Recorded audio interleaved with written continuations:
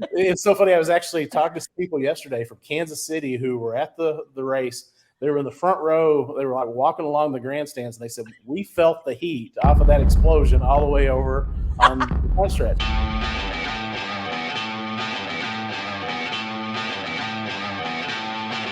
Chris Blair joining us here in the Freak Nation. What's up there, CB? Hey, how are you?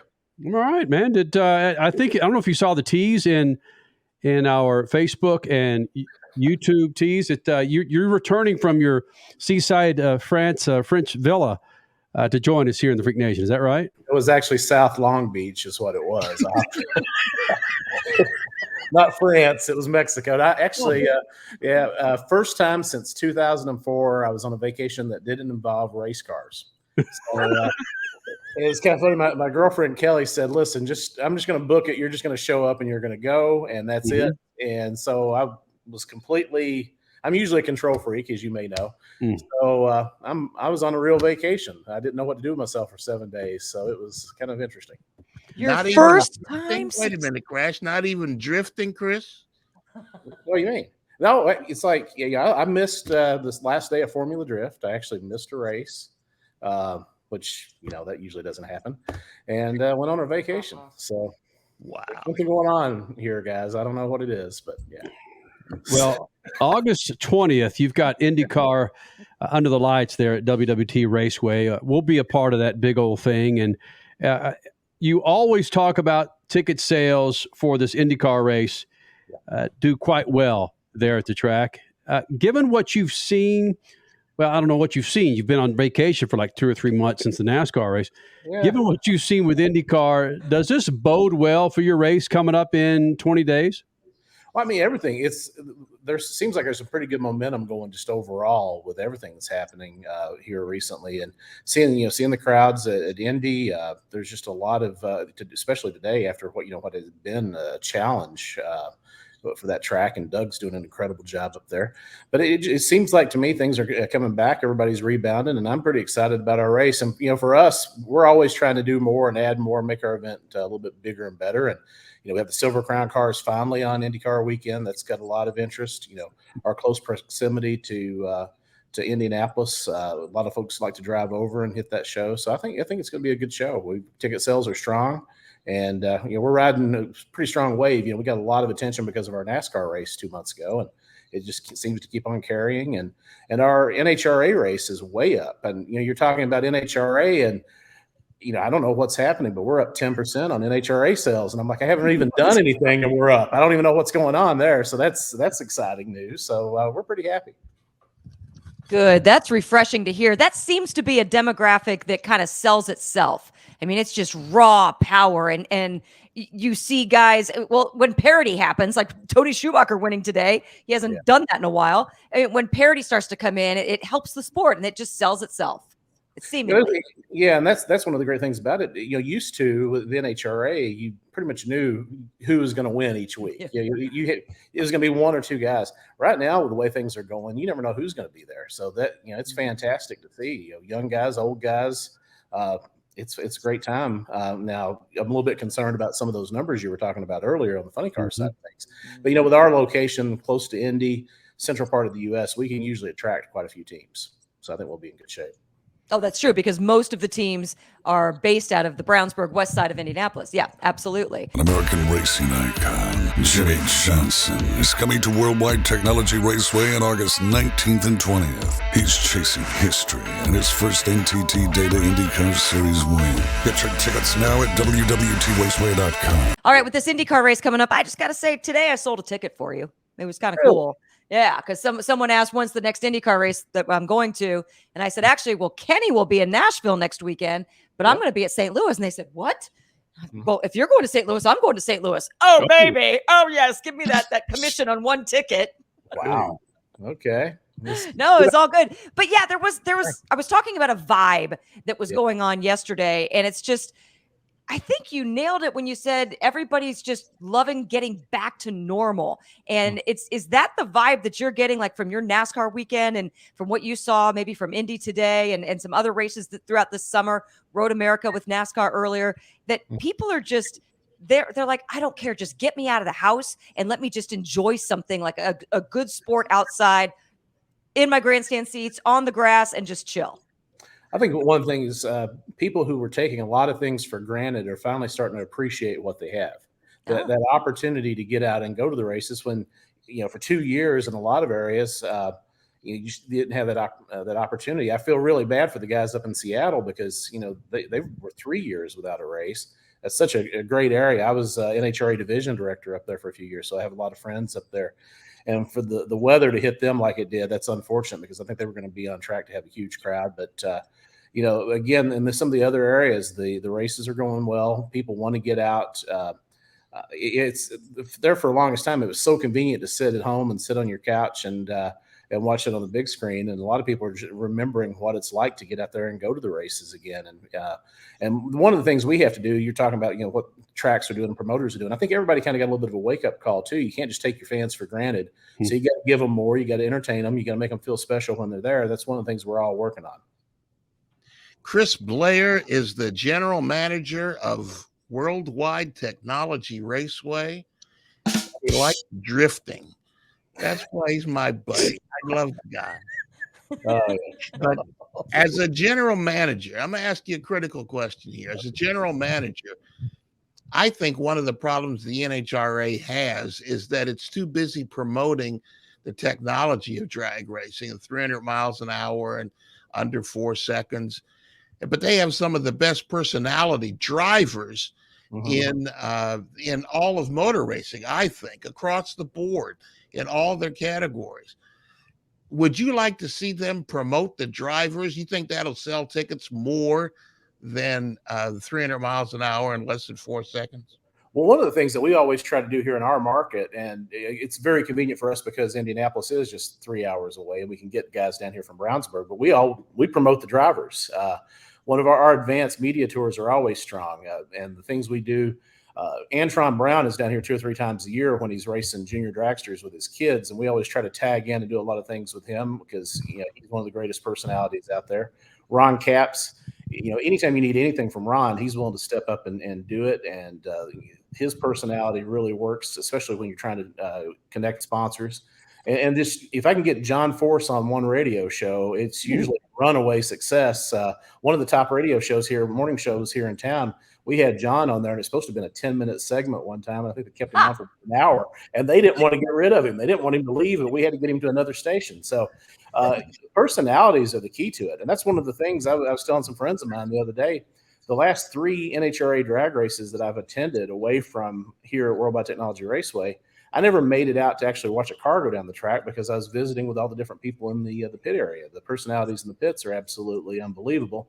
I've been fortunate now for 25 years to be part of the sport, and I love those guys. And that's one of the things. You take a look back, when Selzy was there, and some of those folks. We need to get those personalities rolling again and publicize those guys less than the actual car or horsepower or technology. We need to be selling racers.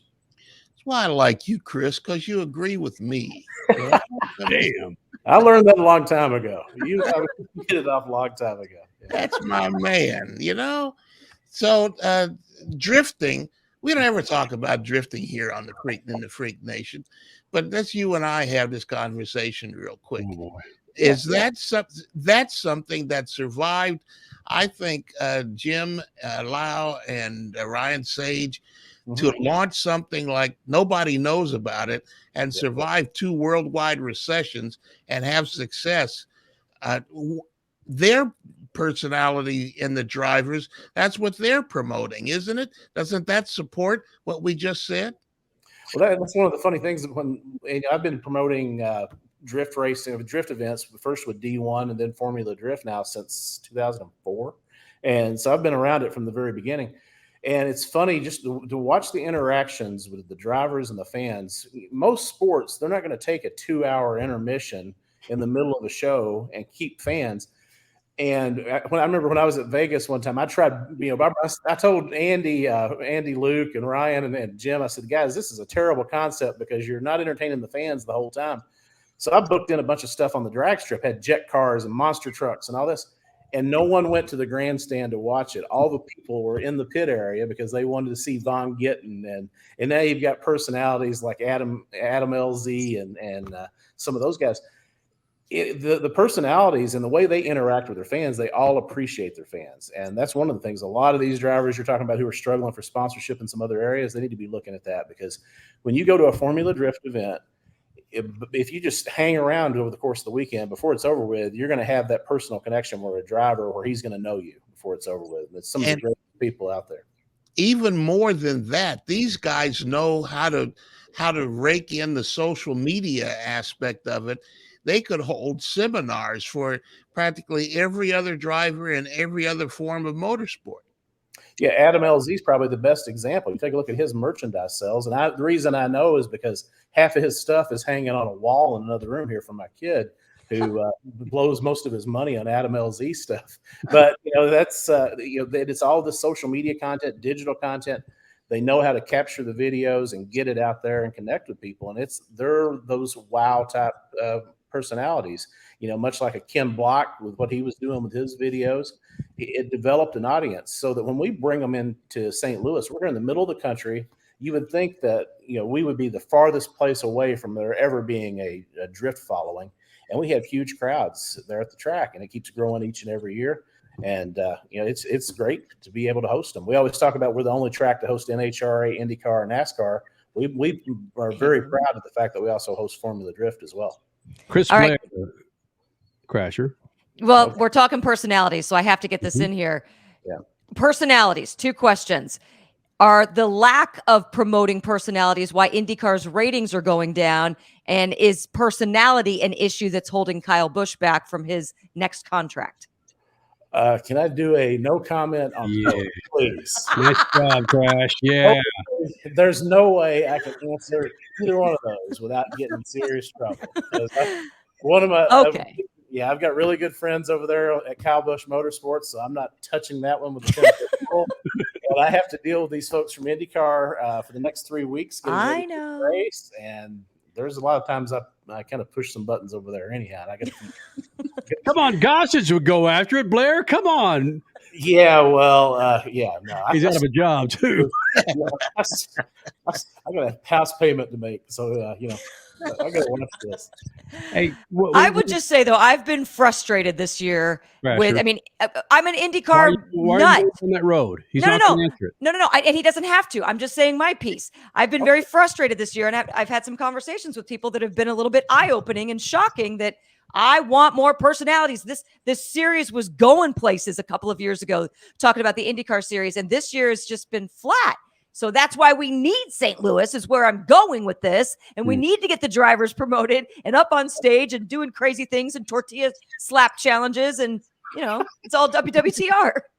We'll have a burrito eating contest or something here. An American racing icon, 7-time world champion, 4 all-star race titles, the winner of 83 of the biggest races on the planet. And now he's chasing history in his first NTT Data IndyCar Series win. Jimmy Johnson is coming to Worldwide Technology Raceway on August 19th and 20th. In his first St. Louis appearance in 21 years. The Bommarito Automotive Group 500. Get your tickets now at WWTRaceway.com. Now, interesting fact, and I kind of touch on that. When Jimmy Johnson started is doing really well, and after his performance in Iowa a couple weeks ago, I scrapped a whole lot of the commercials that we had, and we created new stuff. We're promoting that, Jimmy Johnson, 7-time NASCAR champion, 4 all-star wins. He's chasing history here in St. Louis. This could very well be the first time Jimmy Johnson wins an IndyCar race, and I'm playing up on that. All new spots, we're pushing that. But as we get a little closer to the race, we'll probably be playing around with some of this drama going on with contract talks and drivers who are looking at going to other places. It's the kind of stuff we have to do. And one of the things we've got too, watching what's going on with Joseph Newgarden. He's been one of the dominant players at our racetrack. Great personality. Him bouncing back after that crash at Iowa, that's going to be a big story. So that's a lot of the storylines that we're going to push, and we're going to try every angle we possibly can to get it out there. Chris Blair, General Manager, Worldwide Technology Raceway. 2 things. The success of the IndyCar Series and the Xfinity Series on the same damn track isn't lost on a lot of people. Yeah. How does WWT Raceway do something like that? Or is that financially, is that a loss for you if you combine two decent series? Well, in 2020, because of COVID, we ended up having the NASCAR Truck Series running with IndyCar when we pulled off that doubleheader. It's not necessarily that it's a financial risk; it's such a logistical risk or change, things that we have to do. A lot of people don't really understand that after the NASCAR cars run, we have to go in and pull every other piece of safer barrier out of the racetrack, out of the walls, before we can run an IndyCar, just because of some of those challenges. And there's so many of those different things, and it's because of the safety factor that a lot of this stuff, it just really, it's prohibitive to do it. There's a lot of things I'd like to try. But I think the key though is, trying to do more of the support classes, make them a little better. Now, one of the great things I'm looking at what happened in Indy, and I think Indy's going to come back a little bit. You had the trucks at IRP, which was great to see that again. Those two races in one day. There's a lot of other things going on too, with the BC 39 taking place this week on the dirt track at Indy. There was a race at Anderson, Indiana. There's a race at IRP tomorrow night with sprints and midgets on asphalt. They're kind of getting back to that speed week over there. That's some of the things that we're working on here with the different races. We saw that when we had our NASCAR weekend and we had the World of Outlaws late models at Tri-City. We just got to get the race fans all here so they all want to share in a little bit of everything that's going on. I think that's part of the key. Hey, Dad, what are you going to buy at the store today? I'm out of Lucas Oil fuel treatment, so let's jump in here and grab us some. Well, do they have the Lucas Oil parts cleaner and degreaser? I bet they do. Well, how about the Lucas Oil power steering fluid? They'll have that too. Even the octane booster? I won't be surprised if they do. My favorite red and tacky grease? Yes, they will, babe. Dad, when we're done, can we grab some candy? Deal, but you gotta share. Awesome! Lucas works. The second question is, will we see anything like this come August 20th? If you're watching us on YouTube, will we see any of the Chris Blair fireworks extravaganza that scares the bejesus out of people 200 miles in radius? Yeah, we sure are. We always do. We kind of test our stuff at IndyCar before we do it somewhere else, so we'll have that. It's so funny. I was actually talking to some people yesterday from Kansas City who were at the race. They were in the front row. They were like walking along the grandstands, and they said, we felt the heat off of that explosion all the way over on the stretch. I'm still waiting for someone who was in the top row of the grandstand to say they felt the heat. That's the next step. We've got to get that point. So that's what we're working on. You got to do it. So. All right. Chris Blair, General Manager, Worldwide Technology Raceway in St. Louis. Before we get out of here, you got to tell me you've been there for a couple of years. You got to tell me your rib place in St. Louis. I've been here 10 years now. My personal favorite, Pappy's is always good, but there's a couple others that are floating around there. Pappy's is usually the best for ribs. That'd be my choice. Bogart's also. Hey, and if you guys don't mind, before I get off, usually I'm joking and everything's going on. Mm-hmm. I've got hashtag EKY strong here. Yes, what is that? Yeah, so the flooding in Eastern Kentucky, that was my hometown. That was my neighborhood. So I had 3 family members who lost houses, 29 people dead within about 20 minutes of where I grew up. So I just want to get some attention for that, let people know anything you can do to help. Just follow that hashtag, and anything anybody can do to pitch in, I greatly appreciate it. So, badass. Hashtag EKY strong. Freak Nation. Chris Blair, always greatness here with the Freaks, napalm and all that he decides to unload everybody there at the track. Buddy, we're looking forward to August 20th. Thank you for including the Freak Nation, man. We'll be seeing you soon, okay? Hey, it's Statman. It's I-70. All you got to do from Columbus is get on one road. You don't even have to see. It's a straight shot. So no excuses for you not to come to Worldwide Technology Raceway. No, I was in St. Louis. Salt and smoke. You got to try that. Yeah, it's a good one too. It's about the food, baby. Thanks, Blair. Thank you so much. Y'all have a good one.